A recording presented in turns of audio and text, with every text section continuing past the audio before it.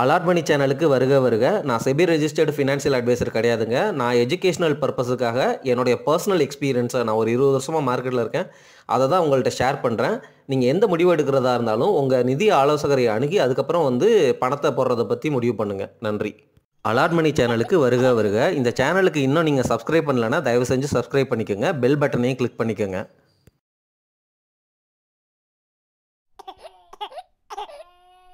GDP அப்படின்னா நம்ம நாட்டில் ஒரு வருஷத்தில் எவ்வளவு ப்ராடக்ட்ஸ் அண்ட் சர்வீசஸை உற்பத்தி பண்ணுறோம் அப்படிங்கிறது தான் ஜிடிபி. அதை எவ்வளவு க்ரோ ஆகுது வருஷம் அப்படின்னு மெஷர் பண்ணி சொல்கிறது தான் இந்த ஜிடிபி நம்பர். எவ்வளவு நம்ம உற்பத்தி பண்ணுறோம் நம்ம நாட்டில் ஒரு வருஷத்துக்குள்ளே அப்படிங்கிறத ஃபினான்ஷியல் டேர்ம்ஸில் அமௌண்ட்டாக கன்வெர்ட் பண்ணி அதை மானிட்ரி வைஸாக எக்ஸ்பிளைன் பண்ணுறது தான் இந்த ஜிடிபி. இப்போது நம்மளுடைய எக்கானமி கிட்டத்தட்ட $4 ட்ரில்லியன் நெருங்கி போயிட்டுருக்கோம். இப்போ உலகத்திலேயே 5வது மிகப்பெரிய பொருளாதாரமாக நம்ம நாடு இருக்குது. கூடிய விரைவிலேயே அது ஜப்பானை பீட் பண்ணி 4வது இடத்துக்கும், ஜெர்மனியை பீட் பண்ணி 3வது இடத்துக்கும் போயிடும் அப்படின்னு சொல்கிறாங்க. என்னதான் நம்ம எக்கானமி மிகப்பெரிய எக்கானமியாக ஆகுது அப்படிங்கிறதுல பெருமைப்பட்டாலும் இந்த ஜிடிபி growth 6.4% அப்படிங்கிறது இந்த கொரோனாவுக்கு அப்புறம் ஒரு டிப்பு வந்துச்சுல்ல, அங்கே நம்ம வளரவே இல்லை. ஏன்னா எல்லாருமே லாக்டவுனில் வெளியில் வரல, எந்தவித எக்கானமிக் ஆக்டிவிட்டியும் இல்லை. அதனால் என்ன ஆயிடுச்சுன்னா எக்கானமி அதில் பாதாளத்துக்கு போயிடுச்சு.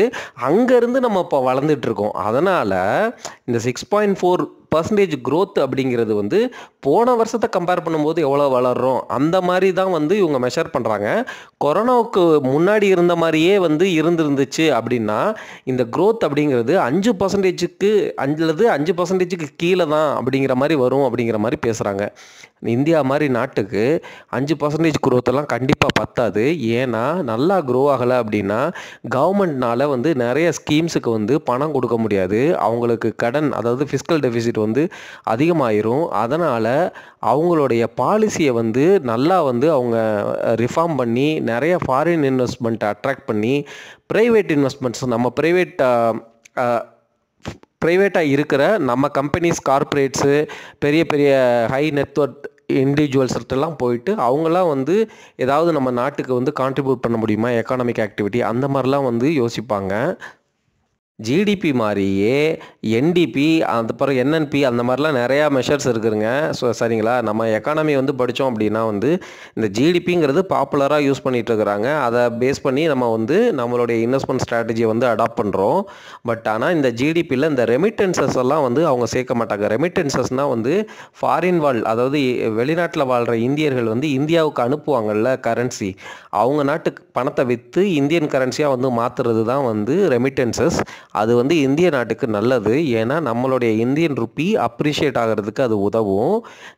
இந்தியன் ருப்பி அப்ரிஷியேட் ஆகிறது நல்லது அப்படின்லாம் சொல்ல முடியாது. நம்ம நாடு இப்போ இருக்கிற சிச்சுவேஷனில் US டாலருக்கு அகேன்ஸ்டாக நம்ம கரன்சி ரொம்ப டிப்ரிஷியேட் ஆகுது. அது நம்ம நாட்டோடைய வீக்னஸால் இல்லை, US கரன்சியோட ஸ்ட்ரென்த்துனால அப்படிங்கிறதையும் நான் தொடர்ந்து பேசிகிட்டு இருக்கேன். ஆனால் நம்ம நாடு இன்னும் வீக் ஆகிறதுக்கு வாய்ப்பு இருக்கிற மாதிரி தெரியுது. ரீசன் என்னென்னா நம்ம பெருசாக க்ரோ ஆகலை, அதாவது க்ரோத்துங்கிறது ஸ்லோ டவுன் ஆயிடுச்சு. அது மட்டும் இல்லாமல் இப்போ புதுசாக அப்பாயின்ட் பண்ணியிருக்கிற RBI கவர்னர் ஃபெப்ரவரியில் ரேட் கட் பண்ணுவார் அப்படிங்கிற மாதிரி எதிர்பார்க்கப்படுகிறது. அந்த மாதிரி ரேட் கட் பண்ணாங்கன்னா US டாலருக்கு அகேன்ஸ்டாக நம்ம கரன்சி இன்னும் வீக் ஆகும். ஸோ அது நம்ம நாட்டு பொருளாதாரத்தை எப்படி இம்பேக்ட் பண்ணும் அப்படிங்கிறத பார்க்கணும். இப்போது யூஎஸில் ட்ரம்ப் பதவி ஏற்கிறாருன்னு வச்சுக்கோங்க. அவர் டாரிஃப் அனௌன்ஸ் பண்ணுவேன்னு சொல்லிட்டாரு. இந்த மாதிரி டாரிஃப் அனௌன்ஸ் பண்ணாங்கன்னா அவங்க நாட்டில் பொருளை இம்போர்ட் பண்ணும்பொழுது அதிக விலை கொடுத்து இம்போர்ட் பண்ணுவாங்க. அதனால் அவங்க நாட்டில் இன்ஃப்ளேஷனுங்கிறது அவ்வளோ சீக்கிரத்தில் போயிடாது. உங்களுக்கு சொல்கிறது புரியுதுங்களா? ப்ளஸ் அவர் கார்ப்பரேட் டேக்ஸ் எல்லாம் கட் பண்ணுவேன் அப்படிங்கிற மாதிரி சொல்லிட்டாரு. ஸோ கார்ப்பரேட்டுக்கு அதிகமாக டேக்ஸை கட் பண்ணும் பொழுதும், இம்போர்ட் அதிகமாக கொடுத்து இம்போர்ட் பண்ணும் பொழுதும் அவ்வளோ சீக்கிரம் இன்ஃப்ளேஷன் அங்கே போக போகிறது இல்லை. அதனால் ஃபெட்டு ரேட் கட்டு அப்படிங்கிறது 2 கிடைக்கிறதே பெரிய விஷயம் அப்படிங்கிற மாதிரி தான் தோணுது. ஸோ ஃபெட்டு ரேட் கட் பண்ணலைன்னா ஸ்டாக் மார்க்கெட்டும் கோல்டும் அதுக்கேற்ற மாதிரி ஃப்ளக்சுவேட் ஆகும். அதாவது என்னென்னா, ஃபெட்டு ரேட் கட் பண்ணாங்கன்னா கோல்டோடைய ப்ரைஸ் இன்னும் கொஞ்சம் ஏறுறதுக்கு பண்ணுறதுக்கு வாய்ப்புகள் இருக்குது. ஆனால் கட் பண்ணலன்னா கோல்டோடைய ரேட்டு ஏறாது. அதே சமயம் வந்து வார் சுச்சுவேஷன்லாம் இன்னும் இன்டென்சிஃபை ஆச்சு, சைனா ரஷ்யாலாம் இன்னும் நிறையா கோல்டு வாங்குறாங்க, அந்த சுச்சுவேஷனும் ப்ளே அவுட் ஆகும். அதையும் நம்ம மறந்துடக்கூடாது. ஜென்ரலாக வந்து ஃபெட்டு ரேட் கட் பண்ணால் கோல்டோடைய ப்ரைஸ் ஏறும். ஃபெட்டு ரேட் கட் பண்ணால் மார்க்கெட்டில் நிறையா லிக்விடிட்டி இருக்கும். அதனால் வந்து உங்களுக்கு வந்து ஸ்டாக் மார்க்கெட் வந்து பூம் ஆகும், யுஎஸ் ஸ்டாக் மார்க்கெட்டு. சரிங்களா? இப்படி தான் நம்ம வந்து யோசிக்கணும். ஸோ நம்மளுடைய புரிதல் எல்லாமே வந்து என்னென்னா, ஜிடிபி எப்படி இருக்குது, இந்தியாவில் இன்ஃப்ளேஷன் எப்படி இருக்குது, ஆர்பிஐ ரேட் கட்ட பண்ண போகிறாங்களா, யூஎஸில் வந்து ட்ரம்ப் என்ன மாதிரி பாலிசி டெசிஷன் எடுக்கிறாரு, அங்கே எப்படி சிச்சுவேஷன் இருக்குது, இந்த மாதிரி விஷயங்களை அனலைஸ் பண்ணும் பொழுது எந்த செக்டருக்கு எது பெனிஃபிஷியலாக இருக்கும், இந்த மாதிரி டாலர் வீக் ஆகிறது, டாலருக்கு அகேன்ஸ்டாக இந்தியன் ருப்பி வீக் ஆகிறதுங்கிறது ஐடி செக்டருக்கு ரொம்ப ரொம்ப நல்லது, ஃபார்மா செக்டருக்கு ரொம்ப ரொம்ப நல்லது.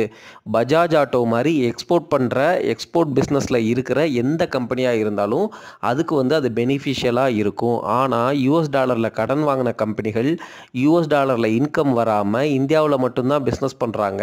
அவங்க என்ன பண்ணியிருப்பாங்க அப்படின்னா, யூஎஸ் டாலரில் கடன் வாங்கியிருப்பாங்க, இந்தியாவில் பிஸ்னஸ் ரன் பண்ணி அதில் வர்ற ப்ராஃபிட்டை எடுத்து அந்த யூஎஸ் டாலரில் அவங்க கடன் அடைக்கணும்னு வச்சுக்கோங்க. அது வந்து அவங்களுக்கு மிகப்பெரிய பழுவாக இருக்கும். பழுன்னா என்ன சொல்கிறது, அவங்களுக்கு பேர்டன் தானே. அவங்க பிஸ்னஸ்லேருந்து 30% ப்ராஃபிட் வருதுன்னா, டாலர் ஒரு 30% டிப்ரிஷியேட் ஆயிடுச்சுன்னா, அதுக்கப்புறம் யூஎஸ் டாலருக்கு வேறு வட்டி அவங்க கொடுத்து வந்து அவங்க வந்து திருப்பி கொடுக்கணும். இந்த மாதிரி சிச்சுவேஷனில் இருக்கிற கம்பெனிகளையும் நம்ம வந்து அவாய்ட் பண்ணணும். இந்த மாதிரி ஸ்ட்ராட்டஜிஸை தான் வந்து நம்ம ஸ்டாக் பிக்கிங்கில் அடாப்ட் பண்ணணும்.